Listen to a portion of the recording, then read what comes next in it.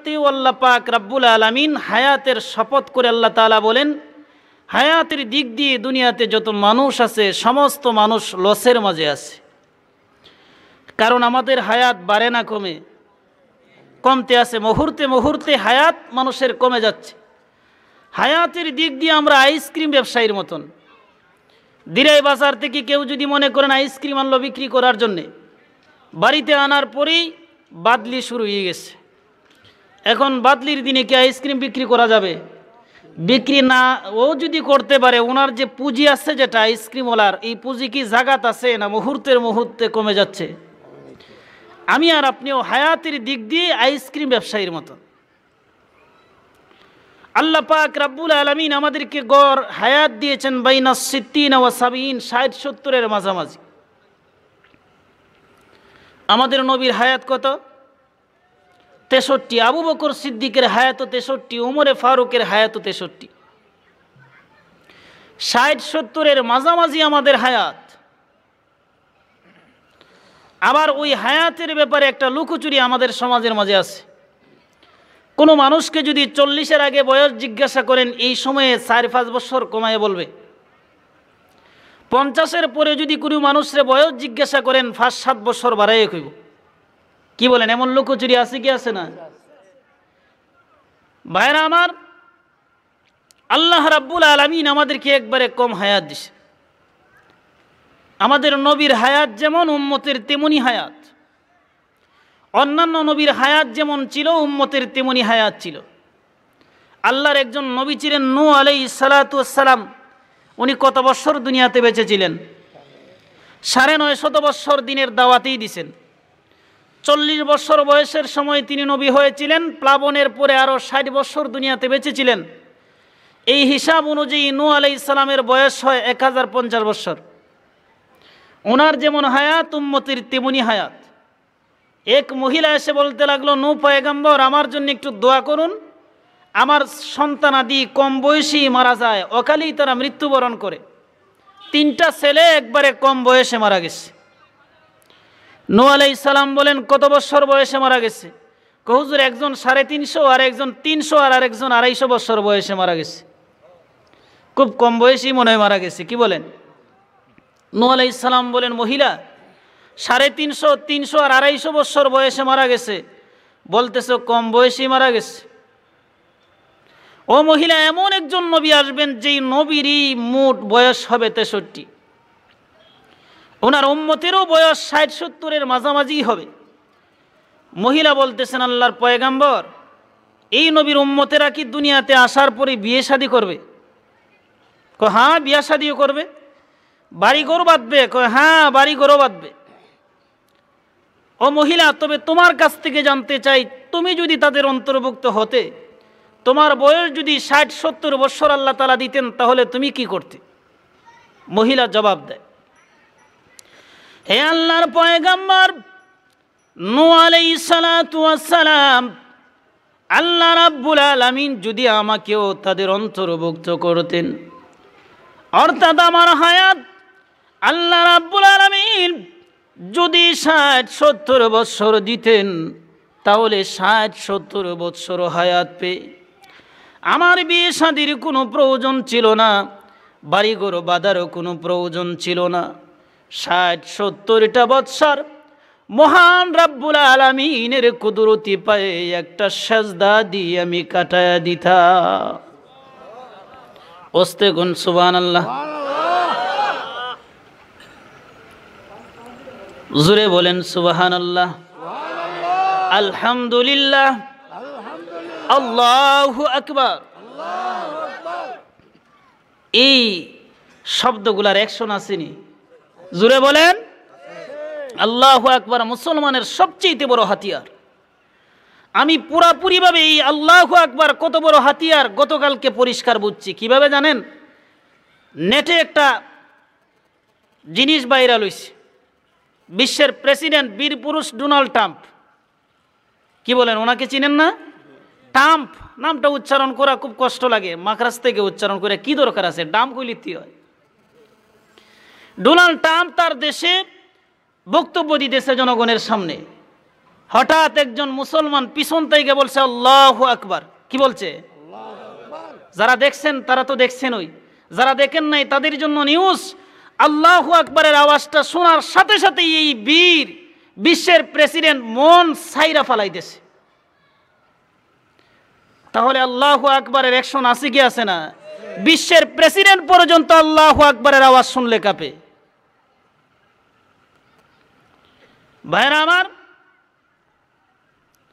আল্লাহ রাব্বুল আলামিন আমাদেরকে কম হায়াত দিচ্ছেন, সময়ও আমার কম, হায়াতও কম। আবার ওই কম হায়াত পেয়ে আমরা অনেকেই আবার অনেক ধরনের বেড়াগিরি। এক এলাকায় একজন লোকের বয়স 90 বছর। উনি মনে মনে ভাবলেন আমার চাইতে মনে হয় বুড়া লোক আর এই দেশই নাই। 90 বছর হায়াত পেয়ে উনি চেয়ারম্যান দাবি করছে, বয়সের চেয়ারম্যান। কথাগুলা সময় যেহেতু কম একটু তাড়াতাড়ি হবে, বুঝতে সমস্যা হইতেছে না তো ইনশাল্লাহ। উনি একদিন হাঁটতে হাঁটতে গেলেন ওনার এলাকা ছেড়ে আরেক এলাকায় গিয়া দেখেন 120 বছরের বুড়া লোকে বইয়ে খানদের। আচ্ছা, 90 বছরের বুড়ার এখন আর চেয়ারম্যানই জায়গাত আছে না, মেম্বার হয়ে গেছে। 120 বছরের বুড়া লোকরি জিগায় তুমি কান্দো কেন? কয় আমার আব্বাই আমারে মারছে। তাহলে এই লোকের বয়স কত হইব? 120 বছরের বুড়া লোকের বাপ কমের পক্ষে 150। 120 বছরের বুড়া লোকরে 90 বছরের বুড়া বলে তোমার আব্বা এই বুড়া বয়স কেন মারামারি করে? আয়ো তোমার আব্বার একটু জিগাই। 120 বছরের বুড়ারে 90 বছরের বুড়াই নিয়ে গেছে। ও চাচা, আপনিও বুড়া, আপনার ছেলেটাও বুড়া, বুড়া বয়সে কেন মারামারি করেন? কই বাবা রে, ছেলে মেয়ে যদি কথাবার্তা না শুনে এদেরকে মারবো না সালাম করব। কি হয়েছে চাচা? কই তার দাদাই কইছে তারা একটা তামুক পুড়ে দেওয়ার লাগিয়ে এখন পারতো না। 120 বছরের বুড়া লোকের দাদায়, তাহলে 150 বছরের বুড়া লোকের বাপ, ওনার বয়সটা কত হইব?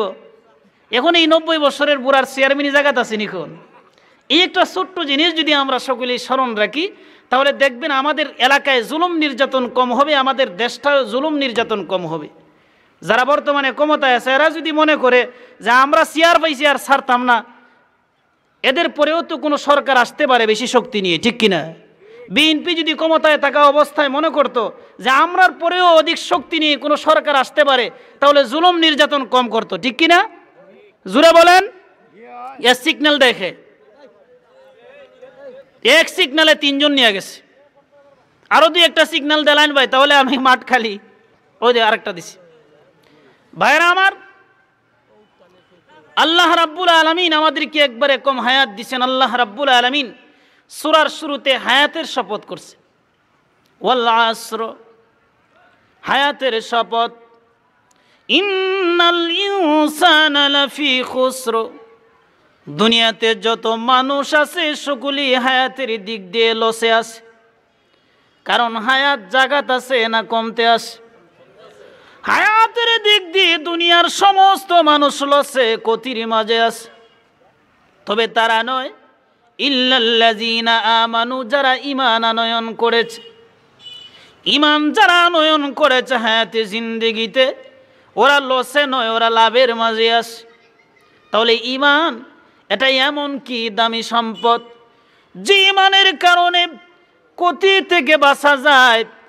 ঈমান এমন কি দামি সম্পদ?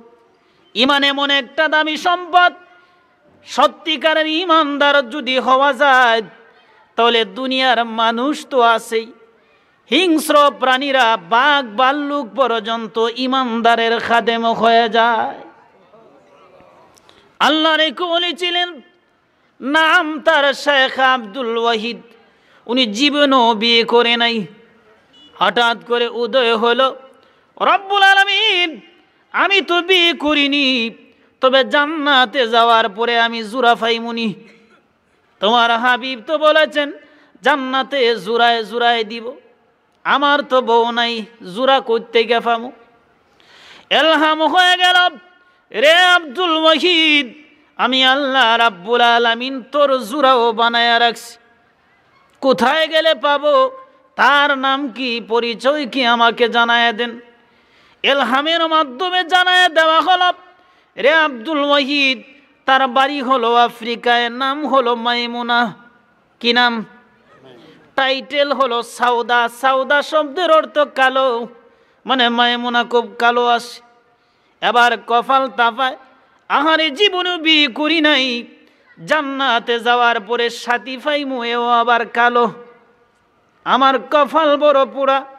হঠাৎ করে ওই কথা মনের মাঝে আস, দুনিয়ার জীবনে যদিও কালো হয়, জান্নাতে যাওয়ার পরে কালো মানুষ কি কালো থাকবে না? ইউসুফ নবীর মতন সুন্দর দুনিয়াতে কালো হইল কোনো লস নাই, জান্নাতে যাওয়ার পরে তো সুন্দর হয়ে যাবে। আব্দুল ওয়াহিদ রওনা দিলেন, আফ্রিকায় গিয়ে হাজির। মানুষদেরকে জিজ্ঞাসা করে, রে আফ্রিকার লোকেরা, মাইমুনাতুস সাউদা নামে কোনো মহিলারে চিরনি? কয় হ্যাঁ চিনি। কোথায় থাকে তার বাড়ি কোনটা, গড় কোনটা, একটু দেখায় দাও। কয় গড় একটা আছে নামে মাত্র, তবে গড়ের মাঝে থাকে না। ওই মাইমুনা আফ্রিকার জঙ্গলার ভিতরে বকরি রাখালি করে। কি রাখালি? ভদ্র একটা প্রাণী মনে হয় না, শয়তানের আড্ডি। বকরি খুব ভদ্র না, শয়তানের আড্ডি। তিনটা নিয়ে আপনি রোয়ানা দিন যেন বাড়ির থেকে, দেখবেন একটা উত্তর দিকে, আর একটা দক্ষিণ দিকে, আর একটা পূর্ব দিকে দৌড়ের। রশি হাতের মাঝে রাখতে হইব। রশি যদি ছাইরা দেন তাহলে সেনানির আগ পর্যন্ত লাগাল পাইতে না দৌড়ে। আর রশি যদি হাতে নিয়ে আপনি পিছনে থাকেন, সামনে যাবে না, ঠেলা দিলে ফুটবলের মতন গুল হয়ে যায়। সামনে গিয়া যদি টান দেন তাহলে ব্রেক যে মারে, ট্যাঙ্ক ভাঙ্গে যাইব গা, সরানি যাইত না। জুড়ে যদি বাড়িও দেন তাহলে ট্যাঙ্ক ভাঙবো, নতুবা মাথা ফাটবো, মারা যাইব ঘুরাইয়া। খুব ভদ্র প্রাণী না চঞ্চল প্রাণী। এই বকরি রাখালি করে আব্দুল ওয়াহিদ জঙ্গলার ভিতরে গেলেন। সেখানে যাওয়ার পরে গিয়ে দেখেন মাইমুনাতুস সাউদা নামাজে দাঁড়ানো, আর ওনার যে ছাগল বকরি আছে, চারটা বাঘ চার কোনাতে বসে রাখালি করতেছে। অস্তে কোন সুবহানাল্লাহ। কারণ বাঘে ছাগল রাখে না, খায়, কিন্তু ওনার ছাগল গোলারে কি করতেছে? আব্দুল ওয়াহিদ কাছে গেলেন, যাওয়ার পরে উনি সালাম ফিরেলেন। সালাম ফিরিয়ে মাইমুনাতুস সাউদা বলেন, আব্দুল ওয়াহিদ তুমি এই জঙ্গলায় কেন আসলে? তোমার সাথে তো আমার জান্নাতে দেখা হওয়ার কথা। তাহলে বোঝা যায় মহিলাও কম না, 2-1 ডিগ্রির উপরের আব্দুল ওয়াহিদের চাইতে। আব্দুল ওয়াহিদ সেখানে বসা রইলেন, আর মহিলা ছাগল থেকে দুধ দহন করতেছে, আর উনি মনে মনে রেডি, কারণ আমি যেহেতু ওনার বাড়িতে মেহমান হয়েছি, দুধ তো আমারই খাওয়াইবেন। আপনি যদি আপনার বেওয়ার বাড়িতে যান, আপনার বেওয়াইনে যদি মুরগ দৌড়ায়, তাহলে কি বলেন, এটা আপনার জন্য দৌড়াইতেছে না? উনি হাত পা ধুয়ে রেডি হয়েছেন। মাইমুনাতুস সাউদা ছাগল থেকে দুধ দহন করে একা খাইছেন, অবশিষ্ট দুধ রয়ে গেছে, আব্দুল ওয়াহিদরে না দিয়া ছাগলটারে আবার জোর করে খাওয়াই দিছে। আব্দুল ওয়াহিদ বলেন, রে মাইমুনাতুস সাউদা, আমি হলাম তোমার বাড়ির মেহমান, তাও সাধারণ মেহমান নয়, জান্নাতি জীবনের সাথী। আমি তোমার বাড়ির মেহমান হয়েছি, ছাগল থেকে দুধ দহন করে তুমি একা খাইছ, অবশিষ্ট অনেক দুধ তো রয়ে গেছে, ইচ্ছে করলে তুমি আমাকেও খাওয়াতে পারতে, কিন্তু অবশিষ্ট দুধ আমাকে না খাওয়াইয়া ছাগলটাকে আবার কেন জোর করে খাওয়াইয়া দিলে? মাইমুনাতুস সাউদা বলেন, আব্দুল ওয়াহিদ, আমি যেই ছাগল থেকে দুধ দহন করেছি, ছাগলের মালিক মূলত আমি না, আমি হলাম রাখাল্লি। ওই ছাগলের একজন মালিক আছে, আমার মালিক আমাকে বলেছেন, মাইমুনা, তোমার যখন যতটুকু দুধ পানের প্রয়োজন হবে তুমি একা পান করে নিও, আমাকে পান করার অনুমতি আমারে মালিক দিছে, আর অন্য কাউকে পান করানোর অনুমতি আমার মালিকের নাই। যার কারণে আপনি আমার বাড়ির মেহমান, জান্নাতি জীবনের সাথী হওয়ার পরেও আপনাকে খাওয়াইনি, অবশিষ্ট দুধ আবার ছাগলকে খাওয়াইয়া দিছি। আব্দুল ওয়াহিদ বলেন, মাইমুনা, বুঝলাম ছাগলকে কেন খাওয়ালে না, এটা তো বুঝলাম, তবে আরেকটা কারণ বুঝি না।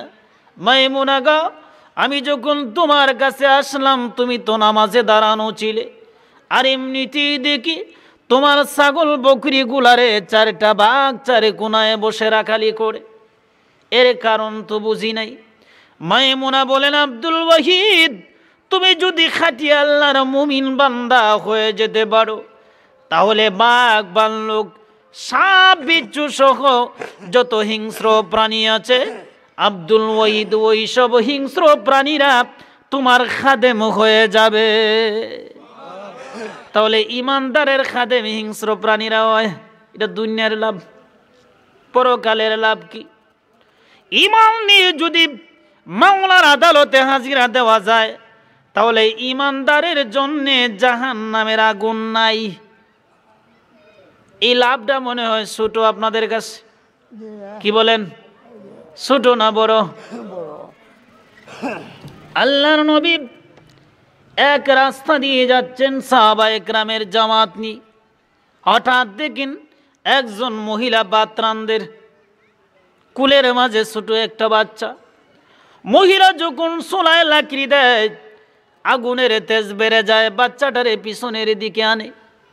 আবার যখন আগুনের তেজ কমে যায়, বাচ্চাটারে সামনের দিকে মহিলা নেয়। আল্লাহর নবী ওই দৃশ্য দেখে বলেন, সাহাবীরা রে, তোমরা কি লক্ষ্য করেছো ওই মার তার বাচ্চা দিয়ে কত মায়া? আগুনের তেজ মারলে পিছনের দিকে বাচ্চাটারে নেয়, আগুনের তেজ কমলে আবার সামনের দিকে আনে। ওই আওয়াজটা মহিলার কানে চলে গেল। মহিলা নবীজিকে প্রশ্ন করল, ইয়া রাসূলুল্লাহ, ইয়া হাবিবাল্লাহ, আমি জানতে চাই একজন মা তার সন্তানকে যতটুকু ভালোবাসে, মহান রাব্বুল আলামিন তার বান্দা বান্দিকে ততটুকু ভালোবাসেননি। মহিলায় নবীজিরে প্রশ্ন করছে। আল্লাহর নবী বলেন, মহিলা, একজন মা তার সন্তানকে যতটুকু ভালোবাসে, মহান রাব্বুল আলামিন তার বান্দা বান্দিকে এর চাইতে আরো কোটি কোটি গুণে বেশি ভালোবাসে। এবার মহিলা প্রশ্ন করে দিলাম, ইয়া রাসূলুল্লাহ, ইয়া হাবিবাল্লাহ, একজন মা যদি আল্লাহর সামান্য মায়ের অংশ পেয়েও বরদাস্ত করতে না পারে, তার কলিজার টুকরার গায়ে চুলার আগুনের তাজ লাগুক, এটা যদি বরদাস্ত করতে না পারে, মহান রব্বুল আলামিন কোটি কোটি গুণে বেশি দয়ালু হওয়ার পরেও তারা বান্দা বান্দিগুলাকে কেমন করে জাহান্নামের চুলায় দিবে? প্রশ্ন বুঝছেননি? সহজ না, খুব কঠিন প্রশ্ন করছে। বিশ্বনবী আটকা পড়ে আছে, নিচের দিকে তাকাইয়া চোখের পানি সেরে সেরে কান্দে আর বলেন, প্রভু, ওই প্রশ্নের জবাব তো আমার কাছে নাই, তোমার দিতে হয়।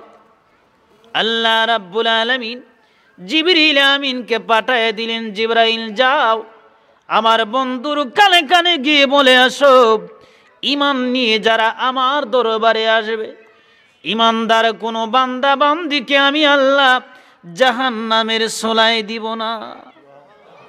তাহলে ঈমানের লাভ আসেনি না নাই? আল্লাহ রাব্বুল আলামিন বলেন, হায়াতের দিক দিয়ে দুনিয়ার সব মানুষ কদিতে আছে, লসে আছে। প্রথম নাম্বার হলো ইল্লাল্লাযীনা আমানু, যারা ঈমান আনয়ন করেছে তারা লসে না, তারা লাভের মাঝে আছে। দুই নাম্বার হলো ওয়ামিলুস সালিহাত, ঈমান আনয়ন করে করে বসে থাকে নাই, নেক আমল করা শুরু করে দিয়েছে, ওই লোকগুলো লসের মাঝে না, লাভের মাঝে আছে। তিন নাম্বার হলো ওয়াতাওয়াসাউ বিল হক, সত্য পথের উপদেশ যারা দেয় তারাও লসে না, তারাও লাভের মাঝে আছে। ওয়াতাওয়াসাউ বিস সাবর, ধৈর্য ধারণের উপদেশ চার নম্বরে যারা দেয় তারাও লসে না, বরং লাভের মাঝে আছে। কয় গুণ বিশিষ্ট লোক লসে না লাভে? 4 গুণ। কয় গুণ? 1 নম্বরে ঈমানদার, 2 নম্বরে যারা নেক আমল করে, 3 নম্বরে যারা সত্য পথের উপদেশ দেয়, 4 নম্বর যারা ধৈর্য ধারণ করে। ওই 4 প্রকার লোক ছাড়া যত মানুষ আছে হায়াতের দিক দিয়ে সকলেই লাভে আছে না লসে আছে? লসে আছে। আল্লাহ রাব্বুল আলামিন এই বরকতি সূরা, যেই সূরাতুল আসর আয়াতের দিক দিয়েও যদিও ছোট হয়, ইমাম শাফি বলেন দুনিয়ার সমস্ত মানুষ যদি সূরাতুল আসরের 4টা কর্মসূচি অনুযায়ী জীবনটাকে সাজায়, তাহলে মরার পরে আল্লাহর তৈরি জান্নাতে নিরাপদে প্রবেশ করতে পারবে। যদিও ছোট হয়, কি আছে সূরার ভিতরে দেখছেন? ইবনে কাসির রাহমাতুল্লাহি আলাইহি লেখেন, আল্লাহর নবীর দুইজন সাহাবী এমন ছিলেন যারা একে অন্যের সাক্ষাৎ ঘটলেই একজন আরেকজনকে সূরাতুল আসর তিলাওয়াত করে শোনাতেন। তিলাওয়াতের মাধ্যমেই সংক্ষিপ্ত নসিহত হয়ে যায়। তাহলে আমি যদিও সূরাটার আলোচনা, বিস্তারিত আলোচনা না করতে পারলেও তেলাওয়াত তো করছি, তাহলে এটাও একটা নসিহত হলো কি হলো না? এবার আসুন সংক্ষেপে আপনাদের সামনে সূরার শানে নজুলটা উপস্থাপন করি। বাতাসও ঠান্ডা লাগতেছে, হায়াতও কমে আইতেছে। আল্লাহ রাব্বুল আলামিন এই বরকতি সূরাখানা নাজিল করেছিলেন আবু বকর সিদ্দিকের শানে। কার শানে? আবু বকর সিদ্দিক রাদিয়াল্লাহু আনহুর শানে আল্লাহ তাআলা এই সূরাটা নাজিল করেছে। আবু বকর সিদ্দিক রাদিয়াল্লাহু আনহু বড় একজন শিল্পপতি ছিলেন, ধনী লোক ছিলেন। ইসলাম গ্রহণ করার আগে আবু বকর সিদ্দিকের ব্যবসা ছিল শরিকানা ব্যবসা, পার্টনারশিপ ব্যবসা করতেন তিনি এক ইহুদির সাথে। আবু বকর সিদ্দিক যখন মুসলমান হয়ে গেলেন, তখন ওনার যেদিন দোকান খোলার পালা আসে, আবু বকর সিদ্দিক দোকান খুলেই মহান আল্লাহর কালাম তিলাওয়াত করেন। আর ইহুদির যেদিন পালা আসে, ওই দিন তার ধর্মের যত তন্ত্র মন্ত্র আছে এইগুলা পাঠ করে। দেখছেন না বাবা লোকনাথের ফটো টানানো আছে, গিয়া হরে হরে এগুলা বলে কি বলে না? দুইজন ব্যতিক্রমী, একজনে কোরআন তিলাওয়াত আর একজনে হরে হরে কয়। দুইজনের মনের মাঝে মনোমালিন্য আইছে। শরিকানা ব্যবসায় যদি পার্টনারের ব্যবসা মনের মাঝে যদি মিল না থাকে, এই ব্যবসায় লাভ হবে না লস হওয়ার সম্ভাবনা বেশি। আপনাদের এলাকায় হাজা কেত করিনি জমিন দুইজনে মিল্লা রাখলো জমিন। আচ্ছা, এই হাজা জমিন করতে গিয়া যদি দুইজনের মনের মাঝে মিল না থাকে, তাহলে এই জমিনরে বাসে খাইতে বেশি সময় লাগবো নি? পানি দিবে না সময় মতে, সার দিবে না সময় মতে, এই ক্ষেত্রে বাসে খুব সহজেই খেলিব, ঠিক কিনা? দুইজনের মনের মাঝে মনোমালিন্য হয়েছে, লেখা লাগতো না, লেখা লাগতো না কিচ্ছু, আমার ইঙ্গিত দেওয়া লাগতো না, আমি এই বিষয়ে আছি। তো দুইজনের মনোমালিন্য যখন শুরু হয়ে গেল, সিদ্ধান্ত নিলেন ব্যবসা ভেঙে দেওয়ার। ব্যবসা ভেঙে দিলেন। আবু বকর সিদ্দিক রাদিয়াল্লাহু আনহু এই ব্যবসা থেকে 40,000 দিরহাম টাকা পাইছে। কয় হাজার দিরহাম? স্বর্ণের টাকা 40,000 দিরহাম। আরও 40,000 দিরহাম ওনার ব্যবসা ছাড়া ছিল, তাহলে কয় হাজার হয়েছে? 80,000 দিরহাম। দুররাতুন নাসিহিনে লেখেন 80,000 দিরহাম টাকা নিয়ে আবু বকর সিদ্দিক ইসলামের তরে খরচ করতে লাগলেন। বেলালকে আজাদ করলেন, আম্মারকে আজাদ করলেন। নবীজি যুদ্ধে যাবেন, মোটা অঙ্কের চাঁদা আবু বকর সিদ্দিক দেয়। এইভাবে দিতে দিতে এত নিঃস্ব হয়ে গেলেন, পরিধানের কাপড় পর্যন্ত ওনার কাছে নাই। ঘরের দরজা বন্ধ করে কান্দে। আল্লাহর নবী বলেন, রে সাহাবীরা, আমার আবু বকরকে তো অনেকক্ষণ যাবত দেখিনি, ওর কি হইছে? সাহাবীরা বলেন, ইয়া রাসূলুল্লাহ, ইয়া হাবিবাল্লাহ, আপনার আবু বকর ইসলামের তোরে খরচ করে করতে করতে এত নিঃস্ব হয়ে গেছে, পরিধানের কাপড় পর্যন্ত ওনার কাছে নাই। ঘরের দরজা বন্ধ করে কাঁদে। আল্লাহ নবী চলে গেলেন, ওনার বিবিদের কাছে কোনো কাপড় পাওয়া যায়নি, না কারো কাছে কোনো কাপড় পাওয়া গেল না। ফাতেমার কাছে চলে গেলেন, ফাতেমারে, আমার আবু বকর 80,000 দিরহাম টাকার মালিক ছিল, ইসলামের তোরে খরচ করে করে এত নিঃস্ব হয়ে গিয়েছে, আজকে পরিধানের কাপড় তার কাছে নাই, তোমার কাছে যদি কোনো কাপড় তাকে দিয়ে দাও। ফাতেমা বলেন, আব্বা আমার কাছেও তো এমন কোনো কাপড় নাই। ফাতেমা নবীজিকে বিদায় করে দিয়ে কান্না শুরু করে দিলেন, আহারে পারলাম না আবু বকরের এই অভাবের দিনে একটু সহযোগিতা করতে। হঠাৎ স্মরণ হয়ে গেছে একটা চাদরের টুকরা আছে ওনার কাছে, সোলার চটের মতন ছোট আকারের। বাদির হাতে ওই সোলার চটটা তুলে দিয়ে আবু বকর সিদ্দিকের কাছে পাঠায় দিলেন। আবু বকর সিদ্দিক ওই ছোট সোলার চটটা পেয়ে গামছার মতন পরিধান করছে। গোসলে গেলে দেখবেন অনেকেই লঙ্গির পরিবর্তে গামছা বদলায় ফিন্দে। গামছা যদি বড় হয় তাহলে সমস্যা হয় না আটতে, কিন্তু ছোট যদি হয় কদম সামনে বাড়ালেই সামন কুলে যায়, ঠিক কিনা? আবু বকর সিদ্দিক যখন ওই সলার চটটাকে গামছার মতন পরিধান করে কদমটা যখন সামনে বাড়ালেন, বিশ্ব নবীর কাছে গিয়ে হাজিরা দিবেন, সামনে বাড়াতেই সামন খুলে গেছে, সতর খুলে গেছে। দুররাতুন নাসিনে লেখেন আবু বকর সিদ্দিক খেজুরের ডাল থেকে কয়েকটা কাটা এনে সামন দিক দিয়া ফিং মারছে।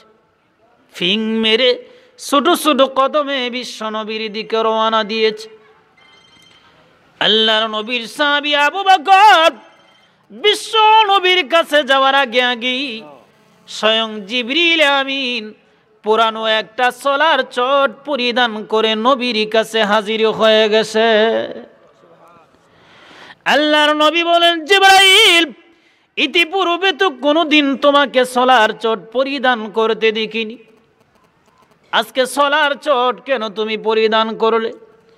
জিবরিল আমিন বলেন, ইয়া রাসূলুল্লাহ, ইয়া হাবিবাল্লাহ, আমার কাছ থেকে কারণ জানার আগে মসজিদের কোণার দিকে একটু তাকায় দেখুন, আপনার আবু বকর, যেই লোকটা ৮০,০০০ দিরহাম টাকার মালিক ছিল, ইসলামের তরে খরচ করে করে এত নিঃস্ব হয়ে গেছে, পরিধানের কাপড় নাই। ফাতেমার দেওয়া পুরানো একটা সোলার চট পরিধান করে আপনার কাছে আসছে। আরশের মালিক আল্লাহ রাব্বুল আলামিন এই দৃশ্যটা দেখে আমি শুধু জিবরাইলকে নয়, আকাশে যত ফেরেশতা আছে সকল ফেরেশতাকে আল্লাহ তাআলা নির্দেশ দিয়া দিয়েছেন, ফেরেশতারা রে, কমের পক্ষে আজকে দিনের জন্যে আমার আবু বকর সিদ্দিকের সুখে সুখ পালন করতে গিয়া আকাশে যত ফেরেশতা আছে সকলে আজকে দিনের জন্যে সোলার চট পরিধান করে নাও। ওগো নবীজি, আমি সব যত ফেরেশতা আছি সকলে আজকে সোলার চট পিনছি। আবু বকর সিদ্দিক তো এত নিঃস্ব হয়ে গেলেন ইসলামের তরে খরচ করতে করতে। আর ওনার পার্টনার যিনি ছিল ইহুদি, ও তার অংশ দিয়ে ব্যবসা চালিয়ে যাচ্ছিল। ও আঙ্গুল ফুলে এখন কলা গাছ হয়েছে, লাখপতি থেকে কোটিপতি হয়ে গেল। আর আবু বকর সিদ্দিক কোটিপতি থেকে জিরো। ইহুদির সাথে সাক্ষাৎ, আবু বকর সিদ্দিককে দেখে ইহুদি লজ্জা দেয়, খোঁটা দেয়। ও আবু বকর, ইসলাম গ্রহণ করার কারণে আমরার মাদের বদদুয়া তোমার উপরে পড়ছে। কার বদদুয়া? জোরে বলেন, মা চিনুননি? হিন্দুদের দেবতা, এটা মা না বাপ? যত দেবতাই বলেন ৩৩ কোটি বলেন, সব মা। মা সরস্বতী, মা মনীষা, মা কালী, মা দুর্গা, মা গরু, সব মা না বাবা আছে? আমরার দেশের হিন্দুরা করে মার পূজা। আর দুঃখজনক হলেও সত্য, কিছু মুসলমান আছে এরা করে বাবার পূজা। কি বলেন? বাবা ভাগ্যসাপ, বাবা টুসি, বাবা দেওয়ানবাগি, বাবা কুতুববাগি, রাজারাবাগি, সব হইল গিয়া মুসলমানের বাবা। আর হিন্দুদের দেবতাগুলা হইল গিয়া মা। এই মা পূজারী হিন্দুরা যেমন ভাবে চিরস্থায়ী জাহান্নামী, বাবা পূজারী মুসলমানরাও চিরস্থায়ী জাহান্নামী। ভাইরা আমার, ইহুদি লজ্জা দেয় আবু বকর ইসলাম গ্রহণ করার কারণে আমার মূর্তিজের বদদুয়া তোমার উপরে লাগছে, যার কারণে তুমি নিঃস্ব হয়ে গেছো। আর আমার সাথে তাদের নেক দোয়া আছে, লাখপতি থেকে আজকে কোটিপতি হয়ে গেছে। আবু বকরকে যখন লজ্জা দেয়, কোটা দেয়, আবু বকর সিদ্দিক নীরব। আল্লাহ রাব্বুল আলামিন ইহুদির ওই কথার জবাবে, আবু বকর সিদ্দিকের নীরবতার সুযোগে আল্লাহ রাব্বুল আলামিন সূরাতুল আসর নাজিল করে বুঝায় দিলেন কে লাভে আর কে লসে। লসে কে? আবু বকর না ইহুদি? জোরে বলেন। ইহুদি লসে আছে আর আবু বকর সিদ্দিক লাভের মাঝে আছে, কারণ তিনি ঈমান আনছেন। ঈমান এনে ঘরে বসে থাকে না, এনে কাজও করছে, সৎপথের আদেশ দিয়েছেন, ধৈর্য ধারণও করছেন, ঠিক কিনা? তাহলে এই আবু বকর সিদ্দিকের সামনে আমরা জান্নাতে যাইতাম চাইনি? ওনার সাথে কে কে রাজি আছে না? তুটান হাত নামান, আল্লাহ আমাদেরকে কবুল করুক, সকলে বলুন আমিন। তাহলে এমন কি আছেন একজন আবু বকর সিদ্দিক, উনি যেমনভাবে ধন সম্পদকে বিলীন করে দিয়েছে আল্লাহর রাস্তায়, এই মসজিদের অসম্পূর্ণ কাজ সম্পূর্ণ করার জন্য, মসজিদের সৌন্দর্য বৃদ্ধি করার জন্যে এমন একজন ব্যক্তি চাই যে আবু বকর সিদ্দিকের হাতে হাত ধরে জান্নাতে যাবেন।